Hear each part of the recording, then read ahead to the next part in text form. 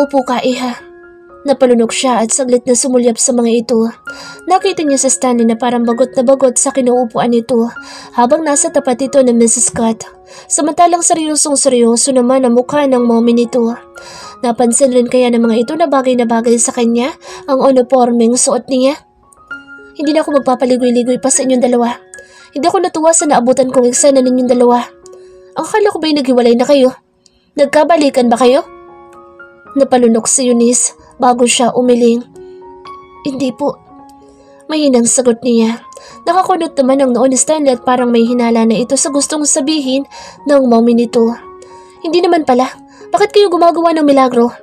I'm so disappointed to the both of you. Kung sa ibang babae mo ginawa ang ganyang bagay, Stanley, hindi kita pakikialaman. Pero si Eunice ay itinuring ko na bilang anak ko. Simula nang iligtas ka niya. Kaya hindi na ako magpapaligoy-ligoy pa. Gusto kong panagutan mo ang dalagang ito sa ayaw at sa gusto mo. Lalong sumama ang timpla ng gwapong mukha ni Stanley. Samantalang nagulat naman si Eunice sa diretsahang sinabi ni Mrs. Scott. Huh? Kulat nilang sambit. Pambihirang buhay ito oh. I can't believe this. Masakit na ang puson ko, mukhang mapipikot pa ako nang wala sa oras. Irritableng sabi ni Stanley habang nakasimangot ito. Napalunok si Eunice dahil may kumudlot na kirot sa kanyang puso nang marinig ang pagtutol ni Stanley sa nais mangyari ng mommy nito. Stanley, this is serious thing. This is too much, Mom. Plinano niyo ito, no? Ako sa kanila ni Stanley at halatang inis na inis ito. Of course not. Pumunta lang ako dito para siguraduhin hindi mo iniuwi si Eunice sa isla. Nagulat na lang ako nang madatnan ko kayo nagsisiping. Walang nangyari sa amin. Muntik lang. Kung hindi ka sana dumating mo, nakarating na sana kami sa Cloud9. Shut up! Kailan ka ba titin na Stanley? Ano akala mo? Laro lang ang pakikipagtalik? Ano akala mo sa mga babae? Laruan mo? Mababakas ang galit sa tono ng ginang. Ngunit posturang-postura pa rin ito. But Mom, kakikilala ko pa lang kay Eunice. For 2 days. Bulalas ni Stanley. Exactly. 2 araw pa lang since makalimutan mo si Eunice. So technically, kakikilala mo lang sa kanya tapos pinapapak mo na? Aba naman anak, matindi ka. Napahilamos si Stanley sa mukha nito dahil sa frustrations na nararamdaman nito. Hindi minamadali ang pag-asawa, Mom. Huwag mo kaming pangunahan. Darating naman siguro kami sa ganoong sitwasyon. Sa natural na paraan. Kumpara kami talaga sa isa't isa. But this? I can't accept this. Parang pinipikot niyo ako. Ayoko naman pakasalan ng babaeng kakikilala ko pa lang. Mas maganda siguro yung pareho kaming handa na sa buhay mag-asawa. Hindi yung ipinipilit niyo. Napataas ang kilay ni Eunice dahil sa sinabi ni Stanley. Nagpanting ang kanyang tenga sa sinabi nitong pinipikot nila ito. Excuse me lang ha? Aba, anong pinipikot? Hoy, impaktong to. Ikaw dyan na bigla na lang nang halik sa akin kanina. Kahit itinutulak kita. Nag-enjoy ka naman, di ba? Plinanan nyo ng mommy ko, nakitin ako para mapikot mo ko. Hoy, para sabihin ko sa'yo, impakto ka. Wala akong planong magpakasal sa'yo. Ayoko nga no. At wala din kaming planong para pikutin ka. Bakit? Nagkakaubusan na ba ng lalaki sa mundo? Kahit siguro ikaw na lang ang natitirang lalaki sa mundo. Hindi ako magpapakasal sa walang kwentang katulad mo. Tumayo siya at pinamewangan nito. Baka akala nito ay gustong-gusto niya magpakasal dito. Kung kasimbait siguro ito noon ni Pogi na magalang at maginoo, ay taas kamay pa siyang papayag na pakasalan nito. Ngunit ang isang katulad nitong masarap ngang humalik ngunit napakayabang. Huwag na. See, Mom? Ipakakasal mo ba ako sa ganyang babae? Parang Armalite ang bibig. Mrs. Scott, nais ko lang pong linawin sa inyo na 10% pa lang po ng... Hindi niya maituloy-tuloy ang kanyang sasabihin dahil nahihiya siyang banggitin iyon. Nang ano, Iha? Kunot noong tanong ng Mrs. Scott sa kanya at hinihintay nitong ituloy niya ang kanyang gustong sabihin. Nang pototoy niyang anak niyo ang naipapasok niya sa katawan ko. Kaya buong-buo pa rin po ang pagkababae ko. 10% lang naman ang naipasok niya. Kaya hindi po ako magpapakasal sa lalaking yan. Feeling pa ko kasi ng anak niyo ay pinipikot ko siya. Siguro kung siya pa din sa Pogi, baka nga pikutin ko siya. Ngunit hindi na siya lalaking minahal ko kaya respetuhin niyo po sana ang desisyon ko. Nakatingin si Stanley sa kanya habang nagsasalita siya. Parang napapangiti pa nga ito sa mga pinagsasabi niya. Aba, akala yata nito ay nagbibiro siya. Pototoy? What a term. Sa laki ng body ko, tatawagin mo lang na pototoy? Napapataas na kilay pang tanong ni Stanley sa kanya. Kaya lalong kumunot ang noo niya at sumasakit ng ulo niya sa sobrang inis sa lalaking ito. Pakiramdam niya rin ay nilalagnat na talaga siya dahil mainit na ang hininga na lumalabas sa ilong niya. Wala kang pakialam dahil ganun ang tawag ko sa ano mo. At huwag ka masyadong mayabang dahil ayoko rin pakasalan ka. Parang may kuryenteng tingin nila sa isa't isa na Stanley dahil pareho silang galit. Mabuti naman kung ganun. Sayang, nagugustuhan pa naman sana kita kahit hindi ka naman maganda. Enough! Tigilan nyo na nga yung pagbabangayan yung dalawa. Paano kung maghalikan kayo kanina para mag-asawa na kayo? Ngayon naman kung magbangayan kayo para na kayong mortal na magkaaway? Hindi ba kayo titigil? Natahimik tuloy silang dalawa ni Stanley dahil galit na si Mrs. Scott. My God, tatanda ako na maaga sa inyong dalawa. Fine, kung ayaw niyo magpakasal, edi huwag. Iuwi na kita bukas sa Isla Eunice para hindi niyo na ulitin ang pangyayaring naabutan ko. Napalunok silang dalawa ni Stanley dahil sa sinabi ni Mrs. Scott. Parang nataranta ito. Why, Mom? Bakit siya babalik agad? Akala ko ba ayaw mo siyang pakasalan? Bakit parang gusto mo pa siyang tumagal dito? Naguguluhang tanong ng mommy nito dahil nagbago agad ang ekspresyon ng mukha ni Stanley. Bakit kasal agad ang gusto mo, Mom?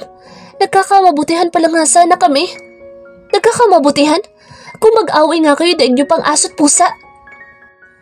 Tumingin sa kanya si Stanley kaya nasmidan niya ito. Hindi ho kami nagkakamabutihan ng impacto na yan. Salamat ho at ihahatid niyo na ako sa isla. Nakita niyang napatiimbagang si Stanley. Parang hindi nito gustong ideyang uuwi na siya. Mas mabuti nang ibalik natin siya sa pamilya niya ng buo pa. Kesa naman isali mo siya sa listahan ng mga babaeng biniyak mo. Halika na, Eunice. Umuwi na tayo. I need her. I need her in my office today. Tinanggal ni Dad ang secretary ko kaya wala akong... Oh crap. Maraming nurses ang employees natin dito. Mamili ka, kahit 10. Let's go, Eunice. Inismiran niya pa muna si Stanley bago siya sumunod kay Mrs. Scott. Ngunit nagulat siya nang pigilan ni Stanley ang kanyang braso. Sabay tayong uuwi. Wait, nilalagnat ka? Ang seryosong ekspresyon ni Stanley ay napalitan ng pag-aalala nang maramdaman itong mainit ang kanyang balat. Agad naman lumapit si Mrs. Scott sa kanya para kapain ang noo niya at mga pisngi. Naku iha, nilalagnat ka nga. Ayos lang po ako, Mrs. Scott. Tinanggal niya ang pagkakahawak ni Stanley sa kanyang braso. Lalakad na sana siya nang bigla na lang siyang makaramdam ng hilo at muntik na siyang mapasubsob sa sahig. Mabuti na lang at may isang pares na mga braso ang sumalo sa kanya. Baby! Narinig niyang sambit ni Stanley bago siya mawala ng malay. Eunice! Naku! Hinimatay yata siya! Natatarantang sambit ni Mrs. Scott ngunit nais mapataas ng kilay nito nang marinig nito ang sinabi ni Stanley. Baby daw? O ba't nabibigla yata ang anak niya? Agad na binuhat ni Stanley si Eunice nang mawala nito ng malay at dalhin ito sa kwarto niya. Mabuti na lang at nasalon niya ito kaya hindi ito bumagsak ng tuluyan sa sahig. Pakiramdam ni Eunice ay kaibigat ng kanyang mga talukap nang imulat niya ng dahan-dahan ng kanyang mga mata. Medyo nagulat pa siya ng konti nang makita ang seryosong mukha ni Stanley na nakasandal sa pader at parang hinihintay talaga nitong magising siya. Maganda ang silid na halos panay kulay itim ang muebles at kagamitan sa loob. Paboritong kulay siguro nito ang kulay itim Para kasing itim ng ugali nito. Pinalibot niya ang kanyang mga mata sa buong kwarto at hindi pamilyar sa kanya ang lugar. Babangon sana siya ngunit nilapitan siya ni Stanley upang alalayan. Dahan-dahan lang, baka mahilo ka. Nito habang inaalalayan siya sa kanyang pag-upo sa kama. Inilagay pa nito ang dalawang unan sa likod niya upang makaupo siya na maayos. Ano nangyari? Tanong niya sa paos na boses. Hinimatay ka dahil inaapoy ka na pala ng lagnat, hindi mo pa sinasabi sa akin. Nasaan ako? Bakit nakaganito pa ako? Tanong niya dahil may nakakabit na dextrose sa kanyang kamay. Kailangan mo yan para hindi ka manghina. Saglit lang at kukunin ko muna ang pagkain mo. Ha? Pwede bang alisin mo na ito? Nasaan ang mommy mo? Di ba uuwi na ako sa isla? Ano pang ginagawa ko dito? Natigil ang sunod-sunod na pagtatanong niya dahil dire-diretso lang itong lumabas ng kwartong kinaroroonan niya. Tingnan mo tong lalaking ito. Kinakausap ng maayos eh. Napapabuntong hininga tuloy siya dahil wala siyang ideya kung nasaan siya. Nasa ospital pa rin ba siya? Ito bang private bedroom ni Stanley dito sa ospital? Maganda ang silid na halos panay kulay itim ang muebles at kagamitan sa loob. Paboritong kulay siguro nito ang kulay itim ano. Parang kasing itim na ugali nito. Bumalik tuloy ang inis niya kay Stanley nang maalala niya ang huli nilang pag-uusap kasama ang mommy nito. Pinagbintangan pa siya nitong mommy mikot. As if naman. Maya-maya pa'y bumalik ito na may dalang tray. Mayroong bowl na kulay puti sa gitna ng tray at umuusok pa iyon. Here, kumain ka muna para lumakas ka at makainom agad ng gamot. Napataas ang kanyang kilay dahil umupo ito sa kanyang tabi at ito pa yata ang magpapakain sa kanya. Ayokong kumain. Gusto ko na umuwi sa bahay ko. Huwag mo nang matigas ang ulo mo. Hinalo-halo nito ang laman ng bowl. Mabango iyon at mukhang masarap. Ano bang pagkain na iyan? Hindi mapigilan niyang tanong. Kumulo kasi yata ang sikmura niya nang maamoy niya ang pagkain na nais nito ipakain sa kanya. Chicken broccoli soup. Kailangan mong ubusin ito. Saya. Napalunok siya dahil ito talaga ang magpapakain sa kanya. Hinipan pa muna nito ang soup sa kutsarang hawak nito bago iyon dahan-dahan na ilapit sa kanyang bibig. Ayokong kumain. Tatanggi sana siya ngunit natakot siya sa kaseryosohan ng tingin nito sa kanya. Para bang wala itong oras sa katigasan ng ulo niya kaya napilitan tuloy siyang mapanganga. Hinigop niya ang sabaw na napakasarap pala. Sino nagluto niyan? Sino pa ba sa tingin mo? Sagot agad nito sa kanya at muli siyang sinubuan ng sabaw na may kasamang manok. Ang sarap. Si Mrs. Scott? Ang sarap eh. Magana siyang kumain habang sunod-sunod siyang sinusubuan ni Stanley. Kinalimutan niya muna ang kanyang inis sa lalaki dahil nakakawala ng inis ang pagkain na ipinapakain nito sa kanya. Ngumiti ito dahil napansin nitong nagustuhan niya ang chicken broccoli soup. It's me. Ako lang naman. Ako lang naman na nagluto nito kaya ubusin mo. Napakaswerte mo talaga. Huwag mo ipagkakalat na nilutuan kita dahil magsasalo sa mga fans ko. Biro nito sa kanya kaya napaubo tuloy siya ng konti. Ano ka mo? Ikaw nagluto nito? Baka may laso nito ha? O baka may gayuma to? Napapataas ang kilay niya habang nagsuspetsa siya sa luto nito. Hindi na kita kailangan gayumahin dahil alam kong patay na patay ka na sa akin. Binigyan pa siya nito ng isang basong tubig. Hindi sa'yo no? Kay Pogi. Ako rin naman yun diba? So ibig sabihin, in love ka sa akin. Don't worry, sanay na ako sa mga babaeng na in love sa akin. Pinigilan niyang mainis. Kaya ako nilagnat dahil sa'yo. Ayoko nang kainin yung luto mo. Hindi naman talaga masarap. Hindi masarap? Talaga? Napangisi ito dahil halos naubos na pala niya isang bowl ng chicken soup. Hindi naman talaga. Inirapan niya ito dahil masyado yata itong feeling close sa kanya. Hindi ba't kanina lang ay kung sabihan siya nito na mamimikot ay ganun-ganun na lang? Natigilan siya sa pagsimangot ng haplusin nito ang gilid ng kanyang labi. Saglit na nagtama ang paningin nila dahil pinunasan lang pala nito ang maliit na broccoli na nasa gilid ng kanyang labi. Sorry na, galit ka pa rin ba sa akin? Pinagluto na nga kita para makabawi ako sa iyo eh. Kung marupok lamang siya ay baka nahaplos niya rin talaga ang pisngi ng gwapong mukha nito. Napakalambing pa ng boses ng Judas. Panigurado, gusto lang nitong makaisa sa kanya kaya ito naglalambing ng ganoon. Hindi na siya magpapauto ano? Ngayon pa na napatunayan niyang napakapalikero talaga nito at walang balak seryosohin siya. Sorry ka dyan. Ano'y kinasusorry mo? Sorry kasi muntit mo ng pagsamantalahan ang karupukan ko? Sorry kasi pinagbintangan mo pa ako mamimikot? O sorry kasi hindi masarap ang luto mo? Alin doon ha? Napansin niyang nagningning ng konti ang mga mata nito habang nakatitig sa kanya. Medyo nailang tuloy siya. Kung makatitig kasi ito ay para bang nagugustuhan nito ang kanyang muka. As if naman. Di ba nga kasasabi lang nito na pangit siya at hindi maganda? Mas lalo kang gumaganda sa paningin ko, miss. Ano bang pinakain mo sa akin? Maybe taho? May pilyo itong itis sa bandang dulo ng sinabi nito. Taho? Ba't visit ka talaga, no? Namula ang buong mukha niya nang magets niya ang sinabi nito. Kikiligin na sana siya, ngunit ang walang hiya na ito ay pinaalala pa. Hinampas niya ang braso nito. Pasalamat nga ito at hindi niya ito nasampal. Naawa na kasi siya sa gwapo mukha nito dahil bubog sarado na niya ang pisngi nito. Tumawa ito bago muling nagsalita habang hinahaplos nito ang sariling braso dahil napalakas yata ang paghampas niya. Partida, may sakit pa siya niyan ha? Let's be friends. Gusto mo ba? Natigilan siyang muli dahil sa sinabi nito. Ano? Magkaibigan tayo. I want you to be my friend. Seryosong sabi nito sa kanya. Parang may kumurot sa kanyang puso dahil doon. Kaibigan? Hindi niya kaya maging kaibigan nito. Torture yun para sa kanya. Ang gusto niyang gawin ay mapalayo na lang sa walang hiyang lalaking ito. Ganoon ba siya kapangit para alukin ito bilang kaibigan lang? Nag-iwas siya ng tingin. Ayoko nga. Nasaan bang mami mo? Gusto ko na umuwi. Bakit ayaw mo? May gusto ko pa rin sa akin, no? May mapang-asar na ngiti si Stanley at inilapit pa talaga nito ng konti ang mukha sa kanyang mukha. Napaatras tuloy siya.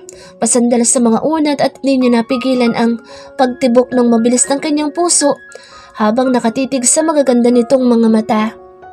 Sabay pa silang nagulat na biglang tumunog ang kanyang cellphone sa gilid ng kanyang tiyan. Nasa bulsa kasi ng uniforme na suot niya ang cellphone niya kaya naramdaman niya ang pag-vibrate nito. Itinulak niya ang noo ni Stanley gamit ang kanyang hintuturo. Layuan mo nga ako. May tumatawag sa akin. Unti-unti namang nawala ang naglalarong ngiti sa mga labi nito at seryosong nakatingin lang sa kanya nang kunin niya sa kanyang bulsa ang kanyang cellphone at sagutin iyon. Hindi na siya nag-abalang tingnan kung sino ang caller niya dahil sinagot na agad niya ang tawag nito. Hello? Hello, Eunice? Nasaan ka? Nandito ako sa mansyon pero umalis daw kayo ni Stanley. Are you okay? Sinaktan ka ba niya? Napalunok siya dahil naka-loudspeaker ang kanyang phone kaya't dinig na dinig ni Stanley ang nag-aalalang boses ni Patrick. Kumunot agad ang noon nito nang marinig iyon. Nasa ospital yata ako. Sunduin mo naman ako, Patrick. Hindi pa niya natatapos ang kanyang sasabihin nang biglang agawin ni Stanley ang kanyang cellphone at ito ang kumausap sa kaibigan nito. What's your motive, Patrick? Nandito sa'yo na sa kwarto ko and we are having a good time. Panira ka eh. Go home. You jerk. Damn you, Stanley. Don't touch her. Flash news? I already did. Nakangising sagot ni Stanley sa kaibigan nito. Hindi na pinatapos pang sasabihin ni Patrick at agad nitong pinindot ang end call button habang nakatingin ng seryoso sa kanya. Nalaki ang mga mata ni Eunice dahil sa sinabi ni Stanley sa kaibigan nito. Bakit mo inagaw ang phone ko? Bastos ka talaga. Alam mo nang kausap ko. Uminom ka na ng gamot. Kunot noong sabi ni Stanley bago nito kinuha ang isang basong tubig at ang 2 tableta na nandoon din sa tray ng pagkain. Ito pa mismo ang nag-amot sa kanya ng tableta. Kukunin niya na sana iyon ngunit gusto yata nitong ito pa mismo ang magsusubo sa kanya ng gamot. Ako na, kaya ko namang uminom ng gamot mag-isa. Hindi naman siguro ugali ng mga doktor na sila pa magsusubo ng gamot para sa pasyente nila. Nainis niyang sabi kahit deep inside ay tinatamaan pa rin siya ng hindi may paliwanag na kilig. Princess. Seryosong sabi nito at sinubukang ilapit sa labi niya ang gamot. Naramdaman tuloy niya ang dulo ng daliri nito sa kanyang labi. Lalo lumakas ang pagpintig ng puso niya. Wala siyang nagawa kundi inumin na ang gamot at ang isang basong tubig. Salamat. Ibalik mo na sa akin yung cellphone ko. Magpapasundo na ako kay Patrick dahil gusto ko na umuwi. No, hindi ka magpapasundo sa kahit na kanino. Dahil ako ang kasama mo nung pumunta ka dito. Kaya't ako rin ang kasama mong babalik ng mansyon. Napalunok siya dahil sa kaseryosohan ng mukha ni Stanley. Hindi na lang siya sumagot dahil wala naman siyang magagawa. Hindi niya alam kung paano tanggalin ang dextrose sa kanyang kamay. Maya-maya pa ay may kinuha itong cream sa drawer nito. Tumingala ka. Utos nito sa kanya habang pinisan nito ang cream at inilagay sa dulo ng daliri nito. Para saan naman yan? Para saan ang cream na iyon? Napakunod tuloy ang noo niya dahil sa pagtataka. Ano yan? At bakit naman ako titingala, Aber? Lalagyan ko lang ng cream yung mga kiss mark mo sa leeg para hindi mangitim. Napakurap-kurap siya at otomatikong napahawak sa kanyang leeg. Naginit agad ang pisngin niya nang maalala nangyari sa kanila kanina sa loob ng shower room. Kahit hindi niya nakikita ang leeg niya ay paniguradong may mga tsikinini nga iyon dahil sa lupit manghalik ni Stanley kanina. Huwag na. Layuan mo na nga ako, Stanley. Hindi tuloy siya makatingin ng diretso sa lalaki dahil naalala niyang bigla ang mainit na tagpong pinagsaluhan nila. Titingala ka? O dadagdagan ko yan? Napalunok siya sa sobrang kaseryosohan ng mukha nito. Napatingala tuloy siya. Ito na nga eh. Tumingala siya upang malagyan ito ng cream ang kanyang leeg. Ngunit ilang segundo na ang nakararaan ay hindi pa rin ito gumagalaw upang lagyan ng cream ang leeg niya. Nagbagong isip ko. Dadagdagan ko na lang. Tom. Nalaki ang kanyang mata nang biglang halikan ni Stanley ang kanyang leeg. Nais niya magprotesta ngunit ang sarap ng pagkakahalik nito. Napalunok lang siya nang maramdaman niyang yumakap ito sa kanyang bewang at ang isang kamay nito ay nakaalalay sa ulo niya habang hinahalikan nito ang kanyang leeg. Kung wala ka lang sakit, itutuloy ko ito. Hirap na hirap nitong bulong sa kanyang tenga bago ito himuwalay sa kanya. Napansin niyang namumulan tenga nito at hindi rin makatingin ng diretso sa kanya. Muli na lang nitong kinuha ang cream at pinahira ng mga chikinini sa kanyang leeg. Hindi siya nagsalita dahil napakabilis ng mga pangyayari. Paniguradong narinig nito munting ungol niya. Langya talaga, bakit ba kasang galing nitong humalik? Kaya siguro maraming babaeng nabobola ang lalaking ito dahil kahit sino siguro ay magpipresenta pang magpahalik dito. Nang matapos nitong lagyan ng cream ang leeg niya ay tumayo na ito at mukhang aalis na dahil tumingin pa ito sa rilong pambisig nito. There, matulog ka na muna ulit para makabawi ka na lakas mo. Huwag mo kasi ako masyadong iniisip para makatulog ka na maayos. May operation lang ako sa loob ng 3 oras tapos uuwi na tayo. Tinanggal muna nito ang dextrose sa kanyang kamay bago ito lumakad palabas ng kwartong iyon. Delikado ako sa lugar na ito. Muntik na naman akong bumigay sa buwisit na iyon. Nainis niyang ginulong kanyang buhok nang makalabas na si Stanley sa kwartong iyon. Nakita niyang naiwan ito ang cellphone niya na nakapatong sa bedside table. Hindi na siya nagpatumpik-tumpik pa. Tinawagan niya agad si Patrick upang magpasundo doon. Malinaw na sa kanya na naroon nga siya sa private room ni Stanley sa loob ng penthouse. Wala pang ilang minuto ay nandoon na si Patrick. Nagulat pa ito nang makita nitong naka-uniforme siya ng nurse. Inilalayan siya nitong palabas ng kwarto ni Stanley. Wala silang kabalay-malay na mayroong CCTV sa loob ng penthouse at paniguradong mapapanood ni Stanley ang pagtakas niya mamaya kapag natapos na ito sa operation nito. Salamat, Patrick. Pasasalamat niya kay Patrick nang ihatid siya nito sa mansyon. Walang anuman. Magpagaling kayo, Nis, at mag-iingat ka sa pag-uwi mo bukas sa isla. Mas makabubuti sa'yo na layuan si Stanley hanggat hindi pa bumabalik ang alaala niya tungkol sa'yo. Malungkot siyang ngumiti at yumakap kay Patrick sa tapat ng mansyon. May CCTV rin ang mansyon kaya't paniguradong makikita ni Stanley ang pagyayakapan nila. Ano kayang mararamdaman nito kapag nakita nitong wala na siya sa kwarto at nagpasundo pa siya kay Patrick? Damn it! Naihagas ni Stanley ang iPad tablet niya sa dingding at agad na nawarak ang screen nito. Inis na inis kasi siya dahil pagbalik niya sa penthouse ay wala na doon ang babaeng madaldal. Inaasahan pa naman niyang natutulog na ito at nagpapahinga doon. Pinagsisihan niya patuloy kung bakit ba niya tinanggal pa ang dextrose na nasa kamay nito. Lalo pa niya ikinainis nang mapanood niya sa CCTV footage ang eksaktong pangyayari ng sunduin nito mismo ni Patrick sa penthouse niya. The nerve of his friend. Ano bang gusto nito sa babaeng madaldal na iyon? Ang alam niya yung mga sikat na modelo rin ang idanadate nito at hindi niya akalain na magkaka-interest pa ito kay Eunice. Isang simpleng babaeng probinsyana na napakalayo sa taste nito. Naikuyom niya ang kanyang kamao. Parang gusto niyang manuntok sa mga oras na iyon dahil nakita niyang niyakapan ni Patrick si Eunice nang tingnan rin niya ang CCTV footage ng main door ng mansion. May hinala kasi siya na nagpahatid lamang si Eunice sa mansyon dahil yun ang sinabi nito kanina.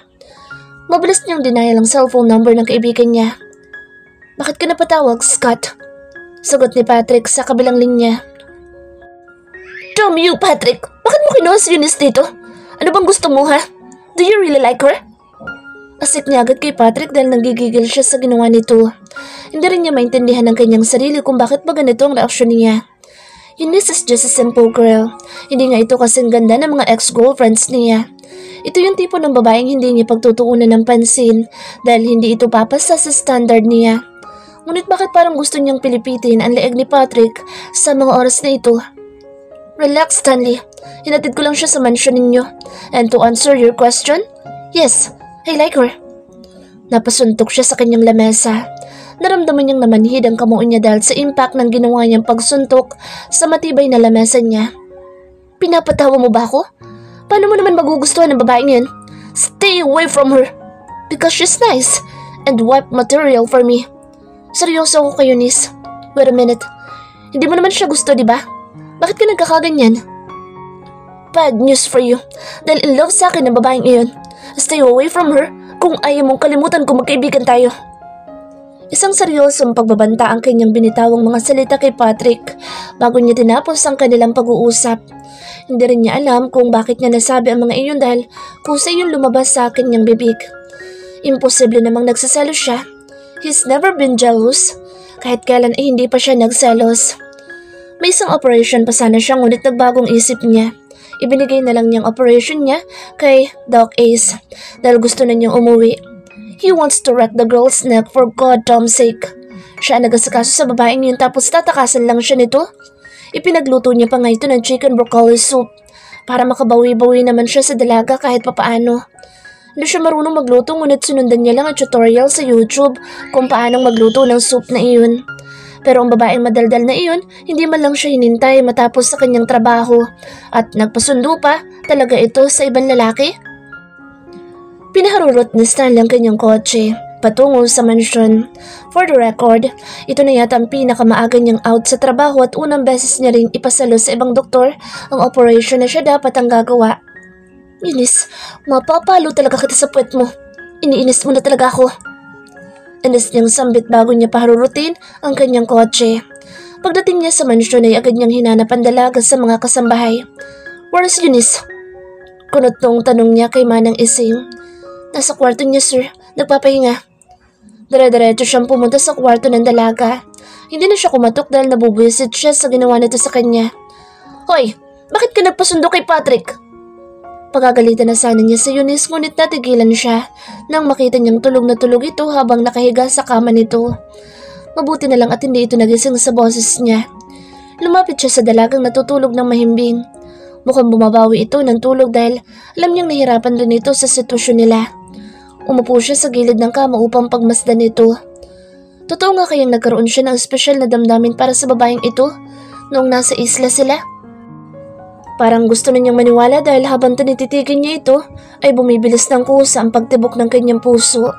Lahat ng inis at selos na kanyang nararamdaman kanina ay parang bulang napawi nang mapatingin siya sa payapa nitong mukha.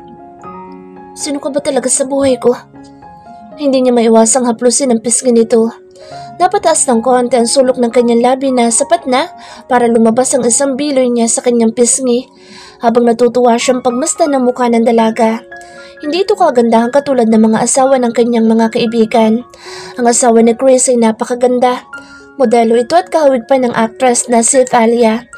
Ang asawa naman ni Lance ay hindi lang ubod ng ganda kundi saksakan rin ng kaseksihan.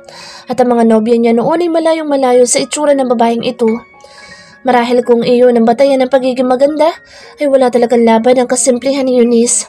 Ngunit merong espesyal sa kasimplihan ng mukha ni Eunice ang nais niyang pagmasdan. Habang mas tinititigan niya ito ay lalo itong nagiging charming sa kanyang paningin. Hindi yata siya magsasawang titigan ang mukha nito. Yung pilik mata nito ay hindi gaanong kahabaan ngunit nagpapaganda ng gusto sa mga mata nitong nakasara. Medyo nakakurl iyon ng konti kaya nakakatuwang pagmasdan. Her nose, hindi gaanong katangusan ngunit sapat lang at walang pores ang ilong nito. Napansin niyang makinis ang balat nito. But her lips, natural na mapula labi nito at nang matikman niyang halik nito kanina sa shower, ay para na siyang nakadroga. Nakakaadik halikan ng malambot nitong mga labi. Hindi niya siguro ipagpapalit ang labi nito sa mga labi ng mga modelong nakahalikan na niya noon. Napalunok siya nang maalala niya kung paano itong humalik pabalik sa kanya kanina. Inosente ang paraan ng paghalik nito na nagbigay ng kakaibang sarap sa halik na pinagsaluhan nila. Hindi niya mapigilang mapangiti muli ng maalala ang sinagot nito. Siya daw ang nagturo kung paano halikan ang kanyang labi. Medyo gumalaw ito kaya napatayo siya ng tuwid. Nangamot lang pala ito na leeg nito at tulog na tulog pa rin. Napahawak siya sa kanyang dibdib. Bakit lalong bumilis ang tibok ng puso niya? Natatakot ba siyang mahuli nito na tinititigan ng mukha nito? I must be crazy. Nainis tuloy siya sa damdamin na hindi niya maunawaan. Tahimik na lang siya lumabas ng kwarto ni Eunice at dumiretso sa kanyang kwarto upang maligo. Kailangan niyang magbabayad sa tubig upang makapag-isip-isip naman siya ng maayos. You're not in love with her. Impossible. Hindi ka naniniwala sa ganoon, hindi ba? Sambit niya sa kanyang sarili na parang pinagsasabihan niya sariling damdamin. Hinago niya ang kanyang basang buhok habang naliligo siya. Napatingala pa siya sa shower at hindi niya maiwasang maisip ang dalaga. He missed her already. Parang gusto niyang bumalik sa kwarto nito at tabihan nitong matulog. Naiisip niya rin kung gaano siya nag-enjoy kausap ang madaldal na babaeng iyon. Naisip niya rin ang ginawa nitong pagdampi ng yelo sa kanyang pisngi at naiisip niya rin ang mainit na sandali na kanilang pinagsaluhan sa shower kanina. Hindi niya tuloy mapigil ang mapahawak sa kanyang pagkalalaki nang maalala niya kung gaano kasarap ang katawan nito. Saksa rin ito katulad ng ibang babae dahil nasa tamang kurba ang katawan nito. Napakaganda rin ang pagkakabilog ng dibdib nito na sapat lamang sa kanyang mga palad. Tom, this is not right. Nais niyang sapakin ang sarili dahil pinagpapantasyahan niya ang simpleng babaeng iyon. Naisip niyang baka kulang lang siya sa sex. Baka kailangan niya ng ibang babae para hindi siya maapektuhan ni Eunice. Ayaw niyang magpabiktima sa walang iyang damdamin niya. Tinawagan niyang kahit na sinong babae makita niya sa kanyang phone book. Kailangan niya lang sigurong ilabas ang init ng kanyang katawan sa ibang babae dahil mababaliw na yata siya kay Eunice.